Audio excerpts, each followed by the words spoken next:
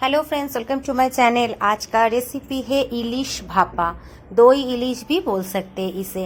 तो इसे बनाने के लिए क्या क्या चाहिए उसे देखने के लिए बिना स्किप किए पूरा वीडियो को देखिए। आशा करती हूँ आप सभी को अच्छा लगेगा। उसके पहले भी मैं कोचू शाक और इलिश भरता दे चुकी हूँ मेरा चैनल पे, उसका भी लिंक मैं शेयर कर दूंगी। आप लोग चाहे तो एक बार जाके देख लीजिएगा। तो देखिए 6 पीस मछली ले ली थी। हर एक मछली में अंडा है और ऐसे लाल कलर होने से मछली का टेस्ट भी अच्छा आता है। उसमें लगा देंगे हल्दी और नमक। हल्दी नमक से कुछ देर मैरिनेशन करके रख देंगे, तब तक मसाला रेडी हो जाएगा। अंडा इससे निकलेगा नहीं। ध्यान से धीरे धीरे हर एक मछली को मैरिनेशन करके रख दीजिएगा। ज़्यादा देर तक ज़रूरत नहीं है, बस मसाला जब तक रेडी हो तब तक। सादा सरसों, काला सरसों और नारियल और मिर्ची, हल्दी, नमक डाल के एक पेस्ट बना लेंगे। तो सादा सरसों ली थी 1.5 स्पून, काला सरसों ली थी 2 स्पून। हल्दी नमक डालने के कारण इसमें जो तितपन आता है सरसों में वो नहीं आता है। तो देखिए मछली को थोड़ा सा पहले डाल ली हूँ और ऊपर से मछली दे के थोड़ा जगह रख के दीजिए कि जब बॉईल हो अपना जगह बना के बॉईल कर सके। ऊपर से फिर से हम डाल देंगे जो मसाला हम रेडी किए थे वो मसाला।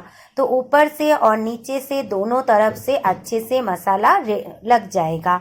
तो ऊपर से डाल दीजिए दही, क्योंकि ये भापा के साथ साथ दही इलिश भी बोलते हैं, इसलिए दही तो देना ज़रूरी है।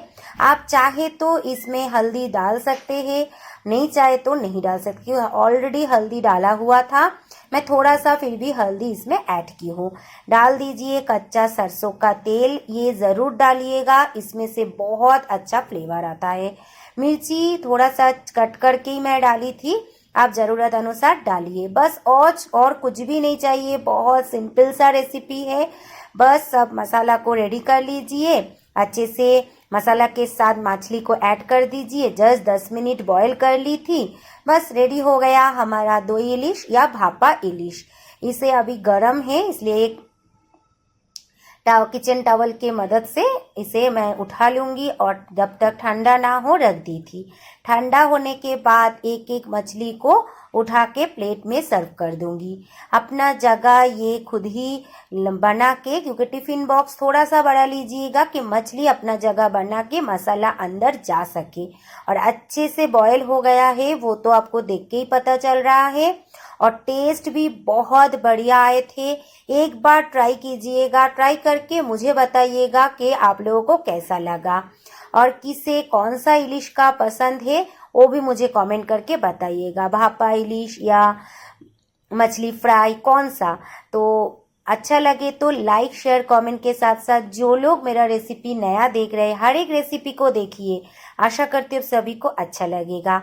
अच्छा लगे तो सब्सक्राइब ज़रूर कीजिए। Thank you for watching.